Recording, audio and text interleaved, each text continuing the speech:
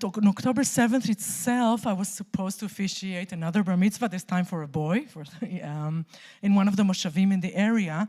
And because it was a late bar mitzvah, it was like a mincha at noon, at 7 o'clock, I was still, getting myself out of bed, and I wasn't aware. And then the mother of the bar mitzvah started calling me again and again. I saw my phone ringing, and I answered her, and she said, "Are you aware of what's going on?" I wasn't, okay? And she started telling me, at the beginning, it sounded like just a rocket attack, and, unfortunately, the people are so used to it. So they say, we'll go into the safe room, we'll come out, and we'll continue our plans. It's not, at the beginning, nobody realized that this is a whole other scale of event. With the hours, and at 8:30, we already got the message by WhatsApp that Ophir Lipson was murdered. So at that point, it was clear that something completely different is happening. And really from that moment on, as a rabbi serving these communities, I was going out of my mind because I'm not with them physically. I'm not there. But I'm the rabbi, so what am I supposed to do?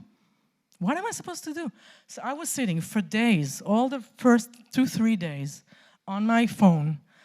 I'm telling you, about 50 phone calls every day, okay, just to try to locate the people. And remember, I told you, I used the first 5 years of my job in the area with the movement, making all these personal connections. That's what really enabled me on those days to follow up with these people and to see what happened to them. And I started calling. Some of them couldn't answer the phone. They had no receivance. Some of them were corresponding with me from the safe room. Some people in Kfar Aza and Nachal Oz were sitting in the safe room for 18 hours, 20 hours, 30 hours. And all these hours, we're trying to understand. Now, they don't know exactly what's going on. They hear the shooting outside, but they don't know the large picture of what was going on in the area. So it's a complete chaos, and we're trying to collect information and see what is happening to each kibbutz. Some of the kibbutzim in my area managed to chase away the terrorists that were coming to the fence of the kibbutz. Most of the kibbutzim have something that is called civil protection group, civil guard, okay, which is made of civilians that have weapon or that have armory and they go to take the weapon.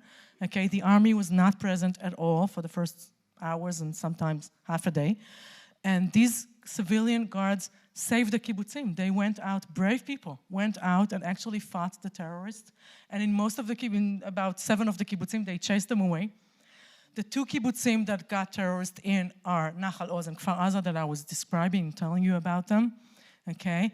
And in those kibbutzim, again, these civilians, brave heroes, went out and had this fight. And some of them paid with their lives, but also saved many, many lives. This evening is part of the UIA Progressive Appeal. The work we support is the work that you've heard Rabbi Yael and her colleagues undertake. I can share with you, because this is not our first event, that every single donor who's handed in a pledge card has increased from that which they gave last year, in some cases double and triple. Please give generously. Thank you.